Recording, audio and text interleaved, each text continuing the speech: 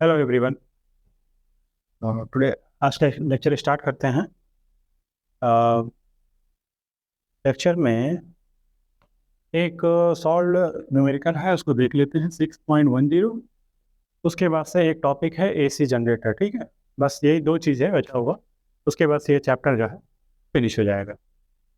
तो देखते हैं क्या कह रहा है। 6.10 जो आपका सॉल्व न्यूमेरिकल है उसमें कह रहा है कि पहला प्रॉब्लम कह रहा है कि obtain the expression for magnetic energy stored in the solenoid. ठीक है ना, क्या निकालना है? Magnetic energy.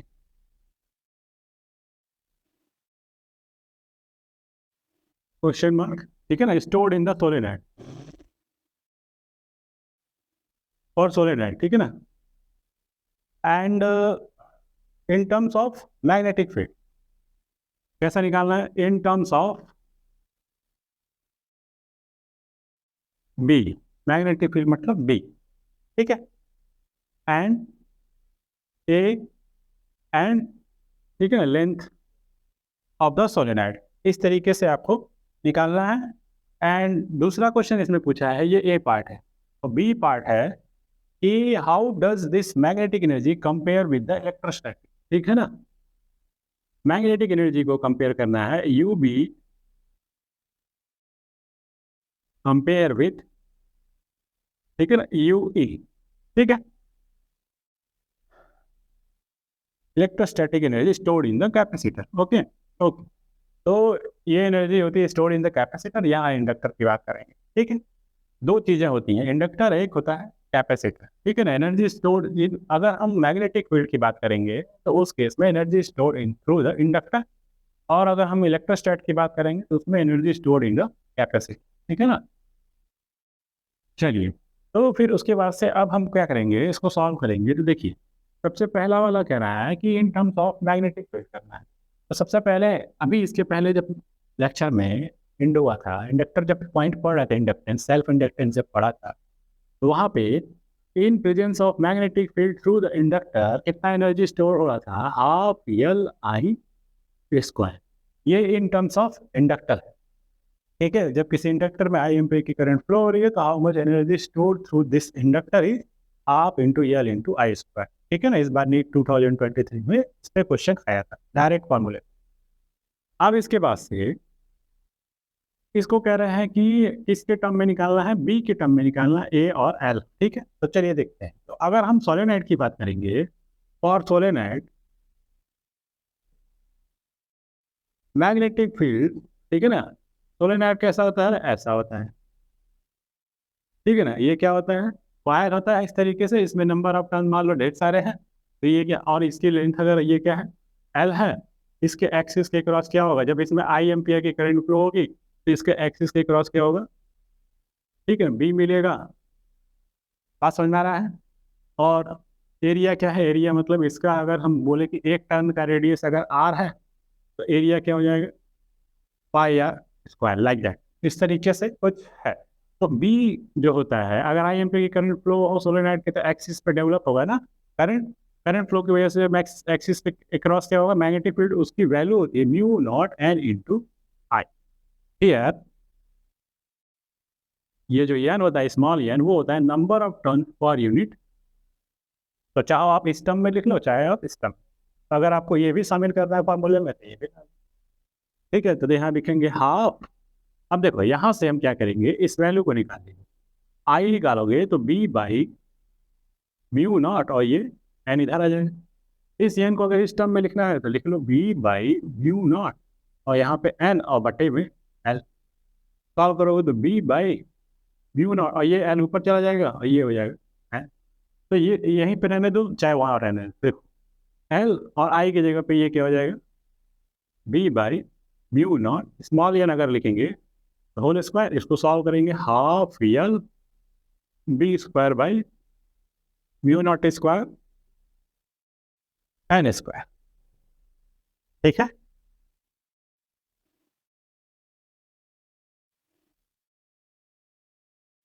करेक्ट।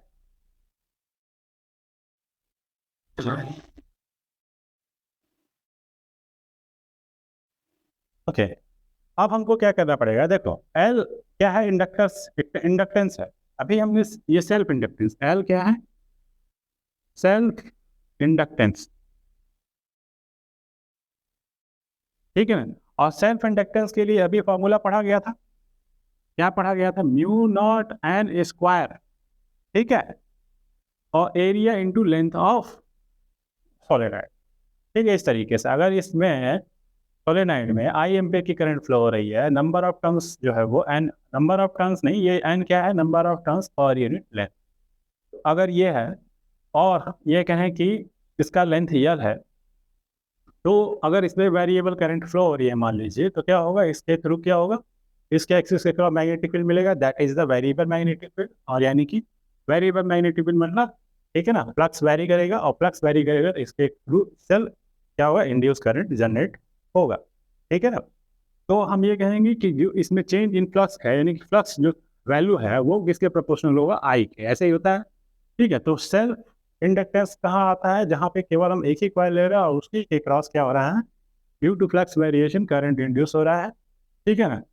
तो और वो फ्लक्स जो है वो वेरी करेगा, ठीक है, प्रोपोर्शनल होगा किसके? ठीक है ना, वैल्यू ऑफ करंट के। तो वहाँ पे ये टर्म यूज होता है, ठीक है। तो ये एल की वैल्यू अभी इसके प्रीवियस लेक्चर में फॉर्मूला ये निकाला गया, यहाँ पे वैल्यू पुट कर दीजिए तो ये हो जाएगा हाफ एल की जगह पे mu not an square area into length, ये हो जाएगा बी स्क्वायर।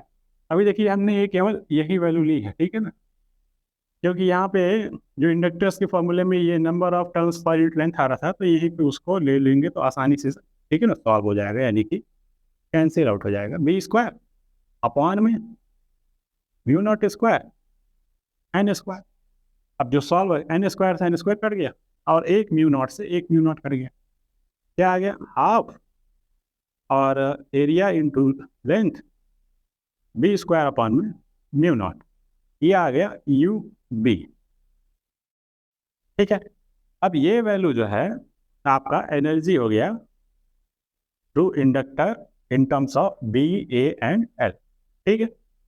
अब क्वेश्चन में क्या बोला है? कंपेयर करना है इलेक्ट्रोस्टैटिक एनर्जी से, ठीक है। तो कंपेयर करना है इलेक्ट्रोस्टैटिक एनर्जी से, हम यहाँ पे इसको रब कर दे रहे हैं। देखो इलेक्ट्रोस्टैटिक एनर्जी से अगर कंपेयर करना है तो इलेक्ट्रोस्टैट में क्या पढ़ा था? यू ई, ये पढ़ा था half epsilon not E square, that is you ई जो है वो एनर्जी डेंसिटी था, क्या था? दिस इज एनर्जी डेंसिटी, ठीक है। अगर हम इसको क्या करेंगे, एनर्जी डेंसिटी में केवल एनर्जी चाहिए, तो यहाँ पे ये यू ई बाई बी है, पर यूनिट वॉल्यूम, कैपेसिटर का वॉल्यूम। अगर वॉल्यूम को उधर हज लेते जाएं तो ये क्या हो जाएगा? वॉल्यूम मतलब ए इंटू एल। अगर कोई कैपेसिटर है, यहाँ पे प्लस चार्ज, ठीक है ना, यहाँ माइनस, ठीक है, और इसका जो एरिया है यहाँ मान लेते हैं, ठीक है ना, मान लो ये क्या है? क्रॉस सेक्शन एरिया ए है और ये लेंथ इसकी एल है, तो क्या हो जाएगा? पूरा वॉल्यूम एरिया इंटू लेंथ।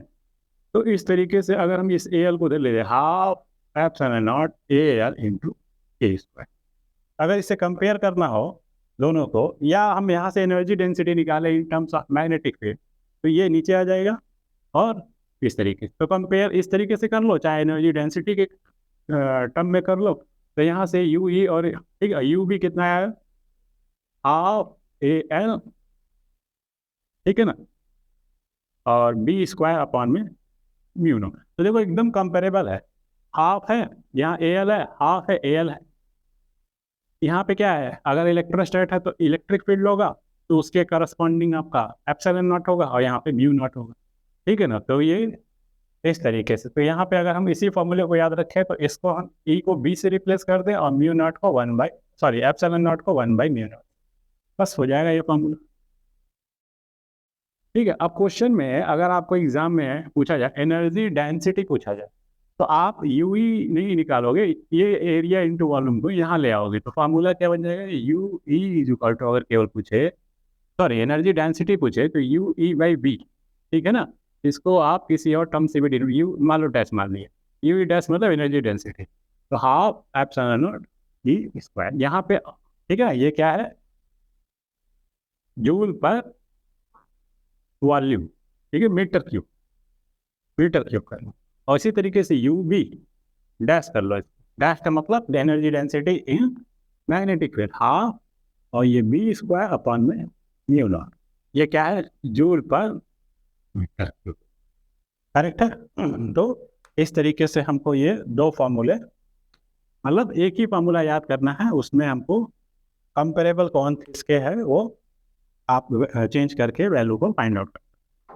तो ये सिर्फ फॉर्मूला निकालने के लिए दिया गया था इस क्वेश्चन में, कि आप जो है energy density in terms, sorry, magnetic energy in terms of, ठीक है, बी निकालिए और ए और एल। तो निकल गया। अब इसके बाद से हमको पढ़ना है एसी मोटर। ठीक है, देखिए वो भी कॉन्सेप्ट में है।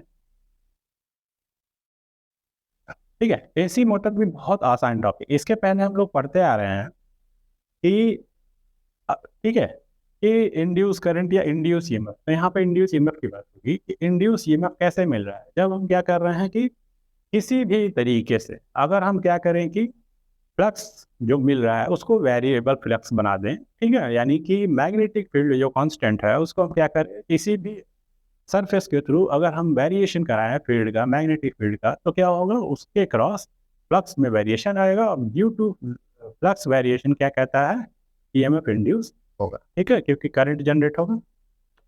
तो यहाँ पे पहले हम एक पिक्चर बना लेते हैं एसी जनरेटर। ठीक है, हमको पढ़ना है एसी जनरेटर। ठीक है, यानी कि अल्टरनेटिंग करंट हमको जनरेट करना है, तो इसीलिए इसको एसी जनरेटर बोलते हैं। ठीक है, तो यहाँ पे मैग्नेट लिया है। ठीक है,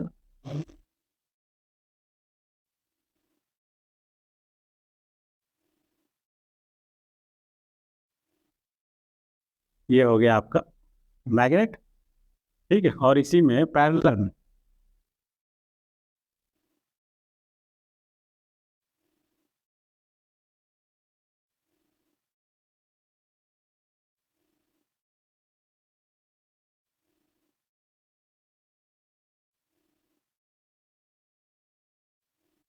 ये आपका हो गया नॉर्थ पोल, ये साउथ पोल।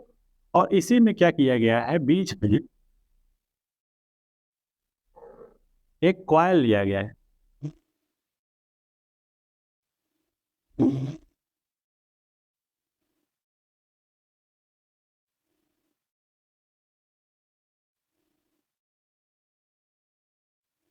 ठीक है, थोड़ा और बड़ा बना देते हैं। ओके, और इस तरीके से इसका आउटपुट, ठीक है, यहाँ पे शाफ्ट के थ्रू तो कनेक्ट।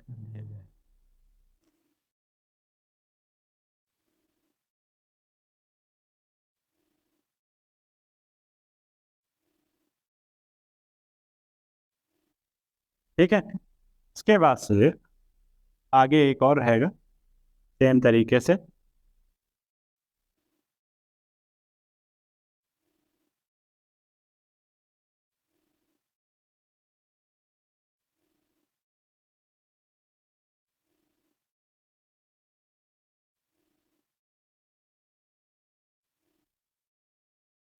ये आपका आउटपुट हो गया।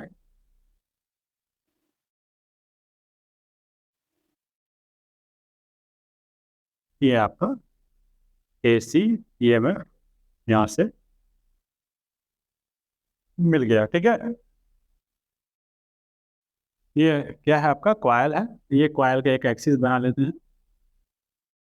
एक्सिस क्या होता है, जिसके क्रॉस कोई चीज रोटेट कर रही होती है। ठीक है ना,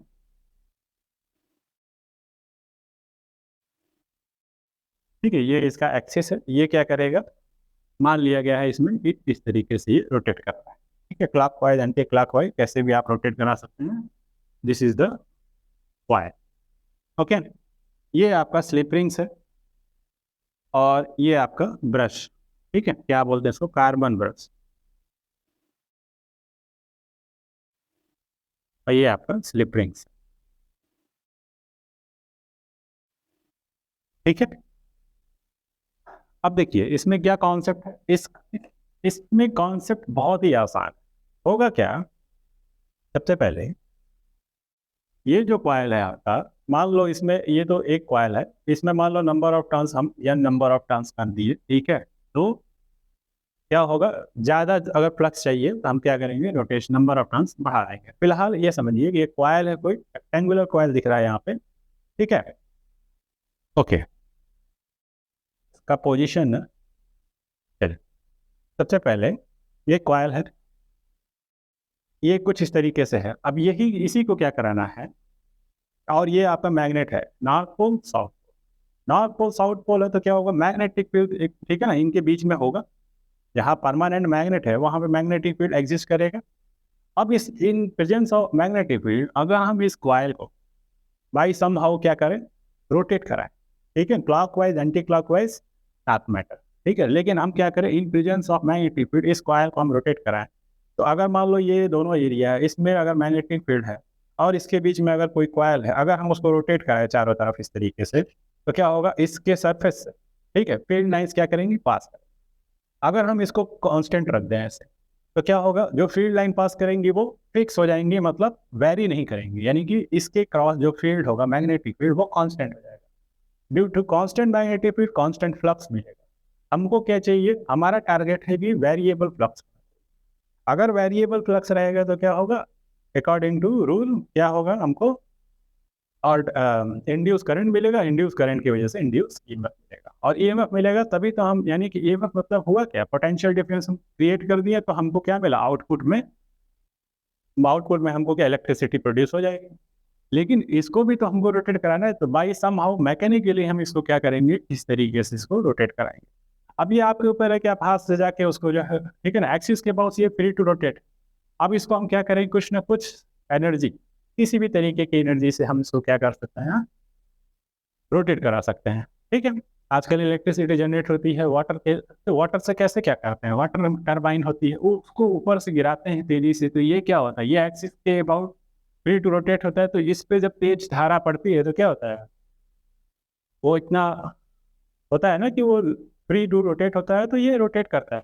तो इसी तरीके से हमारा क्या है कि हमको बाहर से एक्सटर्नल मैकेनिकली हमको क्या करना है, इसको रोटेट कराना है। तो रोटेट जब कराएंगे तो क्या होगा, जैसे जैसे ये रोटेट करेगा, सपोज करो ये ऐसे, फिर धीरे धीरे ये रोटेट करेगा, इसके क्रॉस क्या होगा, फील्ड लाइंस जो है वो तो प्रेजेंट है परमानेंट, वो ठीक है ना। जैसे जैसे ये रोटेट करेगा, ये फील्ड लाइंस को क्या करेगा, कट करेगा, ठीक है, क्रॉस करेगा। तो फील्ड लाइन इसके थ्रू क्या हो रही है, जैसे इसका एरिया ऑफ, ठीक है ना, यानी कि एरिया वेक्टर का डायरेक्शन बदल रहा है, उसी तरीके से क्या हो रहा है, इसके क्रॉस फील्ड लाइंस जो है वो वेरिएशन करना शुरू कर देंगी। और जैसे जैसे फील्ड लाइन, ठीक है ना, एरिया वेक्टर डायरेक्शन बदलेगा, फील्ड लाइंस वेरी करेंगी, क्या होगा, फ्लक्स में चेंज आएगा, due to change of flux क्या हो जाएगा, इसमें आपको इंड्यूस ईएमएफ मिल जाएगा, ठीक है ना, आउटपुट में। तो हम क्या करेंगे इसको, तो देखो फ्लक्स, फ्लक्स क्या होता है इन टर्म्स ऑफ, अगर हम मैग्नेटिक फील्ड और ये बोले तो बी बी डॉट ए होता है। तो अगर हम फ्लक्स को तोड़े तो क्या हो जाएगा, बी ए कॉस थीटा, ठीक है। थीटा क्या है, एंगल बिटवीन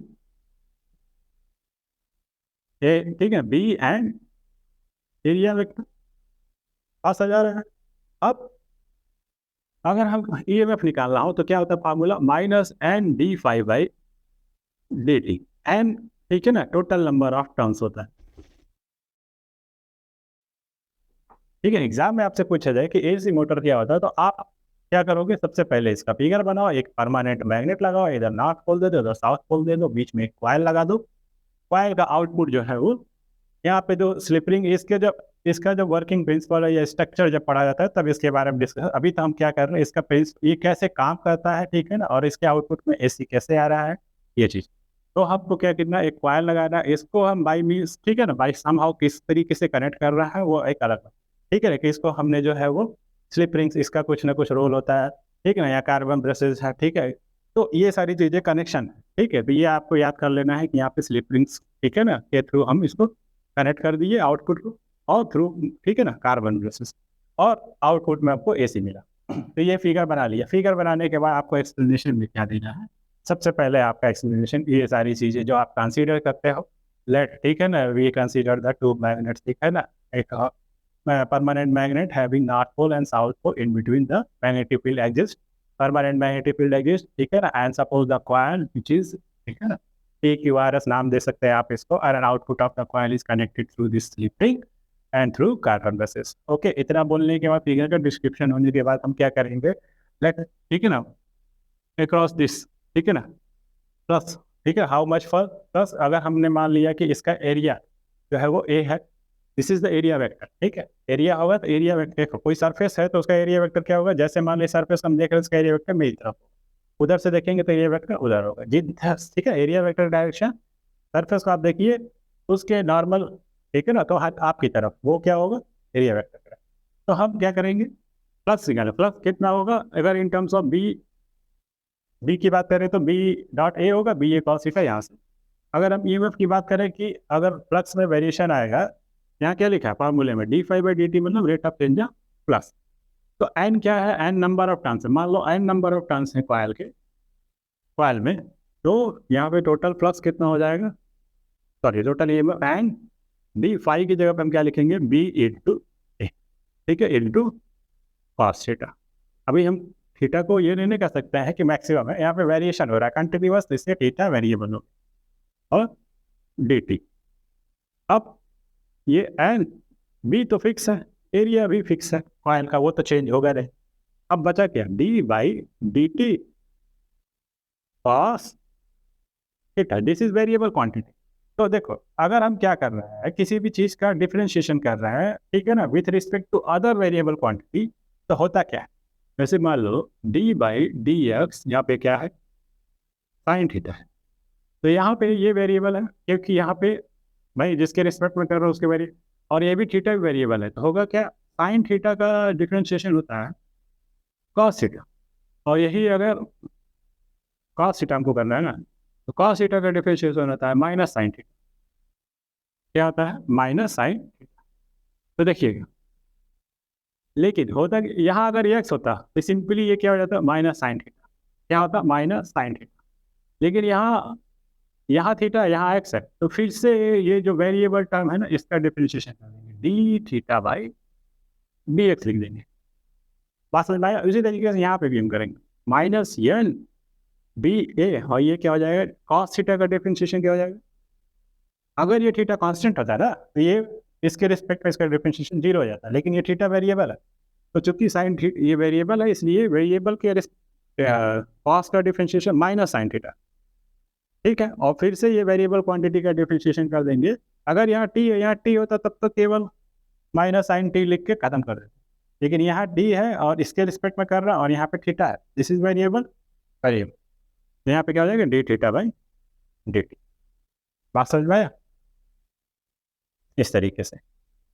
अब मान लो ये अगर ओमेगा स्पीड से रोटेट करना है, ठीक है ना, तो अगर हम ये बोले थीटा और ओमेगा में रिलेशन निकाल, तो थीटा बराबर क्या होगा, ओमेगा इंटू टी होता है angular displacement is equal to angular speed into time, ठीक है ना, या speed is equal to displacement upon time होता है, तो एंगुलर डिस्प्लेसमेंट अपॉन टाइम, तो यहाँ से निकालेंगे तो थीटा ओमेगा इंटू, ठीक है ना, और D theta by D T क्या होता है, D theta by D T होता है D theta by rate of change, जो जैसे आप नहीं लिखते हो डी एक्स अपन, जैसे स्पीड लिखते हो तो क्या लिखते हो, डी एक्स अपॉन में D T, this is linear speed, और यहाँ क्या है, angular speed D theta, rate of change of, ठीक है ना, क्या होता है, angular displacement is known as the angular speed. तो यहाँ पे ये माइनस माइनस प्लस कर लो, ये हो गया एन बी ए, और ये D theta by D T को ओमेगा लिख दो, और ये क्या हो जाएगा, माइनस खत्म हो गया, ये साइन थीटा, ये हो गया E M F in terms of B A, ठीक है, ये वेरिएबल क्वांटिटी है, क्योंकि यहाँ पे आप देख रहे हो कि ये जो इसको बोलते हैं आर्मेचर, तो ये कंटिन्यूअस जो है वो क्या करता है, इस परमानेंट मैग्नेटिक फील्ड में कंटिन्यूअस एक्सिस के अबाउट, इस एक्सिस के अबाउट क्या करता है, आइदर क्लॉकवाइज या एंटी क्लॉकवाइज रोटेट कराते हैं, तो क्या होता है, इसके फ्लक्स में चेंज आता है, दैट फ्लक्स इज हियर, ठीक है ना, हमने क्या किया in terms of B and किसकी बात कर रहे हैं, एरिया की, तो वही हम वेरी करा रहे हैं, ठीक है, तो एंगल चेंज हुआ, इसका एंगल ऑफ रोटेशन चेंज हो रहा है हर बार, ठीक है ना, कभी 90 पे जा रहा है, कभी 0 पे, कभी 20, कभी इस तरीके से, तो चेंज हो रहा है, तो इस तरीके से फ्लक्स निकल, और फ्लक्स में जो अगर फ्लक्स मिल रहा है तो फॉर्मूले के हिसाब से हमने फाइंड आउट किया इन टर्म्स ऑफ बी ए, हमारा ईएमएफ क्या हो जाएगा, एन बी ए ओमेगा। अब ईएमएफ मैक्सिमम कब आएगा, अगर हम बोले ई मैक्स कब होगा, जब थीटा केवल 90 डिग्री होगी, wait mac wait theta is equal to 90 degree, तो हम बोलेंगे ईएमएफ होगा कितना मैक्सिमम, यहाँ पर थीटा 90 रख दो तो A N B A omega, this is the theta बराबर 90 डिग्री, और थीटा बराबर 0 हो जाएगा तो क्या हो जाएगा ईएमएफ 0। यानी आप देख रहे हो कि यहाँ पे जो कर्व है ईएमएफ का, ठीक है ना, वो साइन कर्व है। कैसा है? साइन कर्व है आपके बुक में, ठीक है। कर्व के हिसाब से डिफाइन किया जाएगा। तो हम अभी उसको क्या करने जा रहे हैं, पिक्चर बनाने जा रहे हैं, ठीक है। चलिए, तो इस थीटा को हम यहाँ पे रिप्लेस कर सकते हैं ओमेगा इंटू टी से, क्योंकि यहाँ ओमेगा है ना, तो फॉर्मूले को हम रिप्लेस कर दे रहे हैं। क्या लिखेंगे? E M F is equal to N B A omega sine omega T. अब करेक्ट, ठीक है, हो गया। अब हमको क्या करना है, ये फॉर्मूला आपका हो गया। और ओमेगा, ओमेगा क्या है? एंगुलर वेलोसिटी है, ठीक है ना। एंगुलर वेलोसिटी को हम ऐसे भी लिख सकते हैं, omega is equal to 2 pi frequency, frequency nu लिखिए चाहे एफ लिखिए, इंटू सॉरी 2 पाई एफ, ठीक है। ओमेगा होता है 2 पाई एफ, फ्रीक्वेंसी होती है इस तरीके से। और ओमेगा हम ये भी लिखते हैं, ओमेगा थीटा बराबर omega T, omega is equal to D theta by D.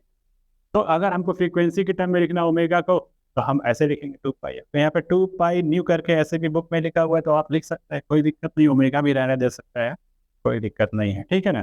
Frequency का टर्म आपने पढ़ा हो, फ्रीक्वेंसी हम जो है वो अल्टरनेटिव करंट में फ्रीक्वेंसी की बात करते हैं। क्यों करते हैं? क्योंकि यहाँ पे हम ये देख रहे हैं, ये जो कॉइल है ना, ये रोटेट कर रहा है। ये जितना तेज रोटेट करेगा उतना ज़्यादा क्या होगा, फ्लक्स में वेरिएशन आएगा, उतना ज़्यादा हमको वैल्यू ऑफ जो है करंट जो है वो ज़्यादा मिलेगा, यानी कि इंड्यूस ईएमएफ ज़्यादा मिलेगा। तो अब बताओ कि फ्रीक्वेंसी का बात होगा कि नहीं होगा? बिल्कुल होगा, क्योंकि अगर ये रोटेट कर रहा है, सपोज करो इसका रोटेशन स्पीड हमने फिक्स कर दी, ठीक है। इंडिया में जो अल्टरनेटिव करंट जनरेट होती है उसकी फ्रीक्वेंसी होती है 50 हर्ट्ज। 50 हर्ट्ज का मतलब क्या हुआ कि 50 रोटेशन पर सेकेंड, यानी एक रोटेशन में ये हो क्या रहा होगा, कॉइल जो है वो 50 टर्न्स कर रहा होगा, 50 रोटेशन कर रहा होगा, ठीक है ना। तो उस हिसाब से क्या होगा यहाँ पे, इसी तरीके से जब बात करें कि फॉरेन की बात करें, यूएस की बात करें, तो वहाँ पे अगर पूछा है तो वहाँ पे 60 हर्ट्ज यूज करते हैं, ठीक है, और इफिशिएंटली, ठीक है। तो जैसा जिसका जो है क्या बोलते हैं बनता है, मतलब कि जितना आपके पास क्या है इनपुट है, उस हिसाब से आप लगाते हैं, ठीक है। तो यहाँ पे 50 हर्ट्ज यूज कर रहा है इंडिया की बात। तो अल्टरनेटिव करंट में फ्रीक्वेंसी की बात यहाँ कहाँ दिख रही है ना, यहाँ पे ओमेगा टर्म सारा है ना, तो यहाँ पे ये वेव जो है वो डिपेंडिंग ऑन दो दिस, ठीक है। यहाँ इसलिए डायरेक्ट करंट में फ्रीक्वेंसी की बात, ओमेगा मतलब फ्रीक्वेंसी, तो इन टर्म्स ऑफ फ्रीक्वेंसी लिखेंगे तो 2 पाई एफ, और ये फॉर्मूला है। अब हमको क्या करना है, इसी फॉर्मूले से आप देखिए, ये ईएमएफ मैक्सिमम कब मिल रहा है, जब थीटा 90 डिग्री है और थीटा 0 है तो मिनिमम मिल रहा है, क्योंकि साइन की सबसे बात करेंगे, साइन 90 डिग्री मैक्सिमम होती है और ये 0 मिनिमम। तो ईएमएफ का जो हम ग्राफ प्लॉट करेंगे, हम क्या देख हम प्लॉट कर रहे हैं, वही वही समझना है, ठीक है। हम इसको क्या करेंगे, दो हिस्से में करेंगे, एक प्लस सेक्शन का, एक माइनस। जैसे मान लीजिए होगा क्या, साइन कर्व कैसे होती है, इस तरह से होती है, ठीक है। ये 0 है, ये ठीक है, ये पाई है, ये 2 पाई, ये पहले साइन कर्व समझ। और ये क्या है आपका, पाई/2 है, और ये 3 पाई/2 है। इस पे आपको वैल्यू जो मिल रही है मैक्सिमम -1 हो रही है, और इस पाई/2 की वैल्यू क्या हो रही है, +1 हो रही है, ठीक है। तो दो दो पीक पॉइंट, एक ये निगेटिव में, एक पॉजिटिव, करेक्ट। तो हमको क्या करना है, ये इसका रोटेशन जो है बुक में आपकी क्या किया है कि ईच एंड एवरी स्टेज में, मान लो कॉयल को पहले क्या किया गया है, परपेंडिकुलर मान लिया है कि कॉयल पहले ऐसे है, फिर उसको 90 डिग्री एक रोटेट कराया, फिर उसको अनदर 90 डिग्री, फिर एक और 90 डिग्री, फिर ऐसे करके। तो यानी कि इस तरीके से stage 1, stage 2, stage 3, stage 4, stage 5 करके बना लिया है, ठीक है ना। तो देखते हैं, तो इस तरीके से अब क्या करेंगे, हम पहले इस रोटेशन पे कर लेते हैं, ग्राफ बना लेते हैं, फिर इसके नीचे वाला यहाँ देख लेंगे, ठीक है। तो देखिए क्या है,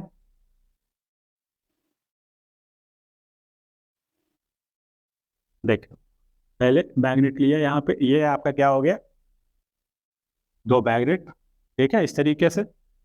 और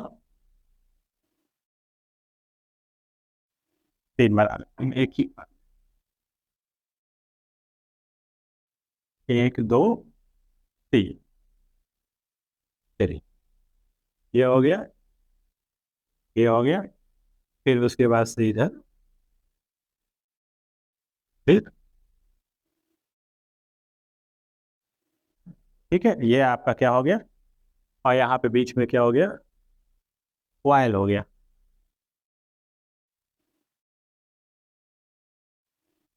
इस तरीके से, ठीक है।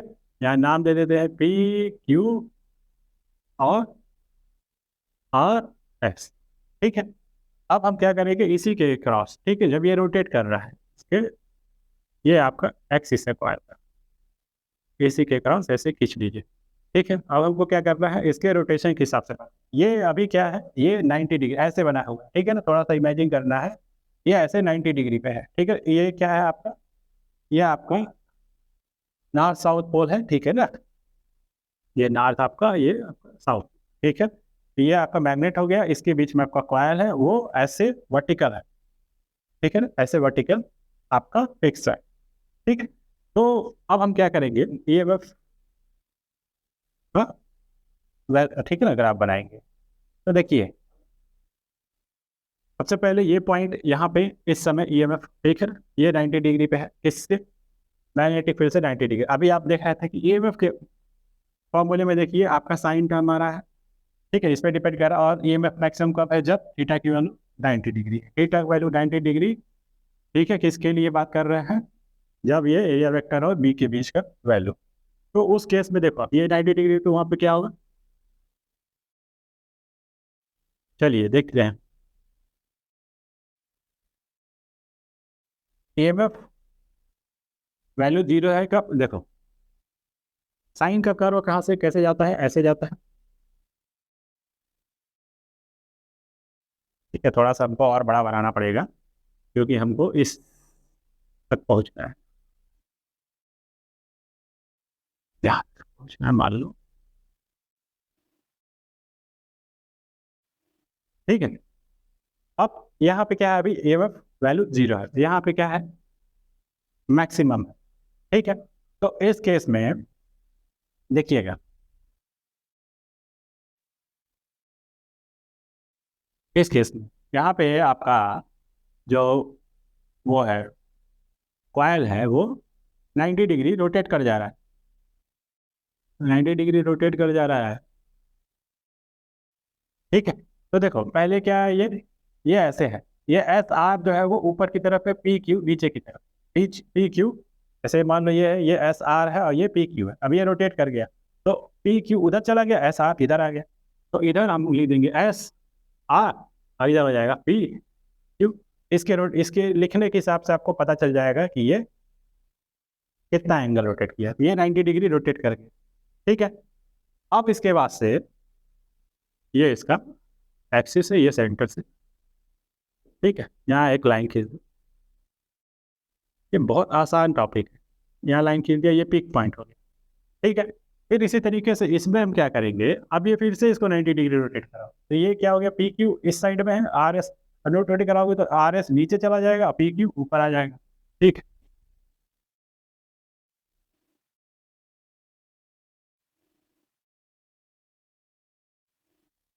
ठीक है। तो अब आर एस नीचे चला जाएगा, और ये पी क्यू, ये इस तरीके से, ये देखो यहाँ पे ये ऐसे है अभी, ऐसे पी क्यू ऊपर आ गया, और ये आपका एक्सिस ऑफ रोटेशन हो गया यहाँ से, ये हो गया वैल्यू आपका, ठीक है।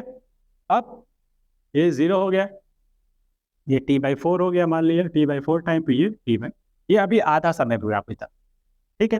तो अब यहाँ पे देखिए आप, ठीक है, ये पाई बाई टू एंगल है, ये पाई बाई टू पे ये वैल्यू पीक आती है,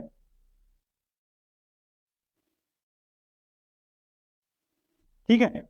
तो यहाँ पे 90 डिग्री, ठीक है, टी बाई फोर पे, ये देखिए इस वाले वैल्यू पे आपका एरिया वेक्टर देखिएगा, ये क्या है, ये प्लेन में है ऐसे, तो इसका एरिया वेक्टर या तो ऊपर की तरफ होगा या तो नीचे की तरफ होगा। और मैग्नेटिक फील्ड क्या है इधर, आपका ये नॉर्थ है, ये साउथ है। मैग्नेटिक फील्ड नॉर्थ से साउथ होता है, तो नॉर्थ से साउथ मैग्नेटिक फील्ड ऐसे, और एरिया वेक्टर या तो नीचे है या तो ऊपर। तो बीच में एंगल कितना एंगल हो गया, 90 डिग्री। तो उस केस में आपका ईएमएफ क्या मिला, मैक्सिमम होगा। तो हमको क्या करना है, ईएमएफ के फॉर्मूले में आप देखिएगा मैक्सिमम कब मिल रहा है, जब थीटा की वैल्यू क्या है, 90 डिग्री। ठीक है, तो theta between B and area vector, वही देख रहा आप, बात समझ में आया? तो अब ये काम तो हो गया, ये आपका, ठीक है, हमको ये समझ में आ गया कि ये ग्राफ में, ठीक है, कैसे ये प्लॉट कर रहा है। सबसे पहले ये आपका पोजीशन एक्सिस है, इस तरीके से आपका पोजीशन है। आपने कॉइल को पहले वर्टिकली इस तरीके से दो मैग्नेट के बीच में क्या किया, सेटअप कर दिया। अब उसको क्या किया, फिर रोटेट करा ऐसे 90 डिग्री, फिर अगले रोटेशन में ऐसे 90 डिग्री, फिर ऐसे ही मतलब इस तरीके से रोटेट करा रहे 90 डिग्री। अब यहाँ तक ये कर्व बन गया ये। अब इसके बाद क्या करना है, अगला, ठीक है, थोड़ा ऊपर कर लेते हैं, क्योंकि अगला क्या बनाना है, नीचे की तरफ। ठीक है, तो उसमें क्या करेंगे, वही चीज, मैग्नेट बना लीजिए। ठीक है, ये वाला मैग्नेट हम यहाँ बना ले रहे हैं। ठीक है, ये वाला चीज यहाँ बना ले रहे हैं फिर से। ठीक है, थोड़ा स्पेस को दिक्कत है इसलिए। तो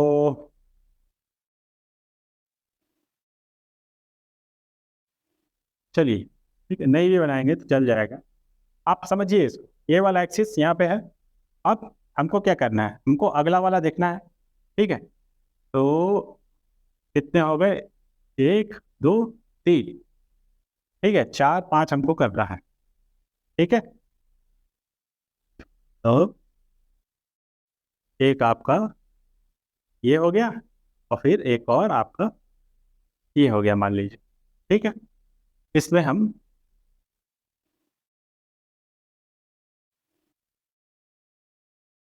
बस इतना समझ लीजिए कि पूरा एक रोटेशन करा दे रहा है। पी क्यू यहाँ है, ऊपर आया, फिर इसी एक्सिस पे इसी तरीके से वो आ जाए, यानी कि 360 पूरा रोटेट करा देना है, और कुछ नहीं करना है फाइल को। यहाँ पे क्या है, अभी ये रोटेट, अभी ये इसको ऐसे ला देंगे, पी क्यू इधर आ जाएगा जहाँ, ठीक है ना। तो चलिए, हम्म, फिर से इसको बनाना पड़ेगा। चलिए, अभी ये पी क्यू रोटेट करके मान लीजिए ऊपर की तरफ है। ठीक है, अभी ये पी क्यू इधर पर है। ये ऐसा हमको क्या करना है, 90 डिग्री रोटेट करा रहा है। ठीक है, तो ये पी क्यू ऊपर है, तो अभी ये जब मान लो ऐसे है, अभी ये रोटेट किया ऐसे 90 डिग्री, तो पी क्यू क्या हो गया, इस प्लेन में इस तरफ, और ये ऐसा उधर। तो ये एस आर पी क्यू। ठीक है, फिर इसका क्या करो, एक्सिस खींचो यहाँ से, सेंटर पॉइंट से ये ले लो। करेक्ट, ये हो गया आपका 3t/4। 3t/4 मतलब 270 डिग्री ये रोटेट कर सकता है। ठीक है, ये 90 डिग्री, 180 डिग्री। ठीक है, 180 के बाद अगला 90 जोड़ोगे तो 270 डिग्री, और फिर एक बार और रोटेट करा दो। ठीक है, तो अब एक बार रोटेट कराओगे तो ये एस आर जो है वो ऊपर की तरफ चला गया, और ये पी क्यू नीचे की तरफ आ गया। ये ऐसे है, और ये ऐसे है, ये ऐसे है, और ये ऐसे है। ठीक है, समझने के लिए अब देखिए, टू इस पे पिक्चर बनाने में थोड़ा सा दिक्कत है, और कुछ नहीं, समझाने के लिए समझ। ठीक है, ये आपका नॉर्थ, और ये साउथ है, और ये आपका P Q R S coil हो गया। ये इसका एक्सिस हो गया, यहाँ से इन सेक्टर से ये आपका पॉइंट हो गया, ये 3t/4, और ये टी हो गया। ठीक है, तो टी/4 t/2 इस तरीके से। तो आपको ये चीज़ समझ में आया होगा कि कुछ नहीं कर रहे हैं, सिर्फ और सिर्फ क्या कर रहे हैं, कॉइल का पोजीशन सबसे पहले फिक्स किया इस तरीके से, फिर ऐसे रोटेट किया, फिर ऐसे रोटेट किया, फिर ऐसे किया, फिर ओरिजिनल स्टेट में ला दिया। बात समझ में आ गया? तो हर केस में बस दिखाया गया कि 90 डिग्री पे, जब यहाँ पे क्या था, ये ऐसे था कॉयल, ऐसे था तो मतलब एरिया वेक्टर या तो उधर, मान लो ऐसे है, ये मैग्नेट है, एरिया वेक्टर ऐसे मतलब कॉयल ऐसे, तो एरिया वेक्टर इसका इधर की तरफ या उधर की तरफ होगा। तो मान लो कोई कॉयल ऐसे है तो एरिया वेक्टर इधर की तरफ या इधर की तरफ होगा, और मैग्नेटिक फील्ड क्या है, नॉर्थ से साउथ की तरफ। तो बीच में एंगल कितने का बना, 0 डिग्री या 180 डिग्री। तो जब 0 डिग्री या 180 डिग्री बन रहा है, 0 डिग्री या 180 डिग्री, तो जब 0 डिग्री 180 डिग्री उस केस में क्या हो गया, 0 डिग्री, तो यहाँ पे देखो 0 है। फिर अगले बार हम 90 डिग्री घूम गए तो 90 डिग्री, तो ये क्या हुआ, रोटेट करके, अभी वो ऐसे था, मान लो ये मैग्नेट है, इधर मैग्नेट है, ऐसे था, अभी वो ऐसे हो गया, ऐसे हुआ, तो एरिया वेक्टर या तो ऊपर की तरफ या तो नीचे की तरफ। अगर ऊपर की तरफ है, मैग्नेटिक फील्ड ऐसे है, तो बीच में एंगल 90 डिग्री, 90 डिग्री मिला, तो उस केस में क्या हुआ, EMF मैक्सिमम मिला यहाँ पर। फिर नीचे आओ, फिर अब ये कॉइल क्या हुआ, ऐसे की जगह ऐसे हो गया, ऐसे जैसे ही हुआ एरिया वेक्टर या तो उधर, और जैसे ही उधर हुआ एरिया वेक्टर मान लो, मैग्नेटिक फील्ड उधर की तरफ है, तो दोनों के बीच में एंगल कितना हो गया, 0 डिग्री।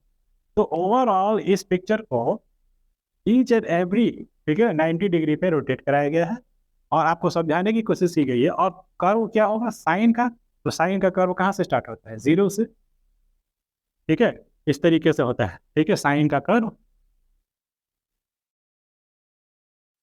हमेशा ऐसे चलता है, ठीक है, ये 0 होता है, ये पाई, ये 2 पाई, ठीक है। तो उसी तरीके से यहाँ पे डिफाइन है, ये हाफ सेक्शन इधर, इधर हाफ सेक्शन इधर, ठीक है। अल्टरनेटिंग करंट इसी तरीके से वेरी करता है, ठीक है, प्लस माइनस, एक बार प्लस, ठीक है, इस साइकिल में मैक्सिमम देता है, एक बार निगेटिव में मैक्सिमम देता है, ठीक है। मैग्नीट्यूड से मतलब हमें केवल वो वेरी करता है ऐसे, ठीक है। ऐसे रोटेट, ऐसे वेरी करने का मतलब क्या हुआ, ये पीरियोडिक कैरेक्टर शो कर रहा है। पीरियोडिक मतलब इसमें है टाइम पीरियड, टाइम पीरियड मतलब इतने, ठीक है ना, एक रोटेशन में इतना टाइम, मतलब ये जो टाइम पीरियड है। तो अगर एक रोटेशन में इतना टाइम लग रहा है, मतलब इसमें फ्रीक्वेंसी भी होगी, ठीक है ना, जहाँ टाइम पीरियड की बात हो रही है, फ्रीक्वेंसी मतलब 1 सेकंड में कितना रोटेशन कर रहा है। तो फिलहाल ये डीसी मोटर में यही कॉन्सेप्ट था, कॉयल है आपका, रोटेट करेगा, ग्राफ से समझना था यहाँ पे। तो साइन का कर्व आएगा, पहले तो फार्मूला, ठीक है ना, डिराइव करना है कैसे, by using the blacks formula, उसके थ्रू हम क्या करेंगे, E=d∅dt से डिफरेंशिएट करके ये फार्मूला निकाल लेंगे। फार्मूला जब एग्जैक्ट निकल जाएगा तो इन टर्म्स ऑफ ओमेगा, ये आपने जो है, मैं सारा चीज़ समझा दी है। अब यहाँ पे हमको EMF की वैल्यू मैक्सिमम कब आएगी, मिनिमम कब आएगी, वो यहाँ से समझ में आ रहा है, ठीक है। अब इस फार्मूले में साइन का, ठीक है, इन्वॉल्वमेंट है, तो साइन का कर्व कैसे होता है, ऐसे होता है। अब हम क्या करेंगे, 0 T/4 T/2 T/4 T पे क्या करेंगे, ईच एंड एवरी केस में कॉयल का पोजीशन क्या करेंगे, 90 डिग्री चेंज करेंगे। यहाँ पे पहले उसको, सबसे पहले उसको वर्टिकल मान लिया, फिर उसको 90 डिग्री, फिर अगले 90 डिग्री, ऐसे करके ईच एंड एवरी केस में कॉयल लिया, कॉयल के सेंटर से एक लाइन खींचिए, ठीक है ना, और बस उसका पीक पॉइंट वहीं पे दर्शा दीजिए, ठीक है। ये दिखाने का मतलब है कि इस पोजीशन में जब कॉयल हुआ, इस पोजीशन से इस पोजीशन में आया, उस केस में एरिया वेक्टर और पी के बीच में एंगल 90 डिग्री हुआ, उस केस में एंगल, बस। यहाँ फिर 0 हो गया, क्योंकि यहाँ पे क्या हुआ, एंगल 0 हो गया, या 180 डिग्री, जो जो भी हो, किसके बीच में, एरिया वेक्टर और बी, दो ही चीज है ना यहाँ पे, ठीक है। तो इस प्रकार से ये जो AC मोटर का कॉन्सेप्ट है वो हुआ समाप्त, और ये चैप्टर भी हो गया लेक्चर में फिनिश। अब हमको क्या करना है, इसके जितने भी अनसॉल्व, इस चैप्टर के अनसॉल्व न्यूमेरिकल्स हैं वो हम इसके बाद, थैंक यू।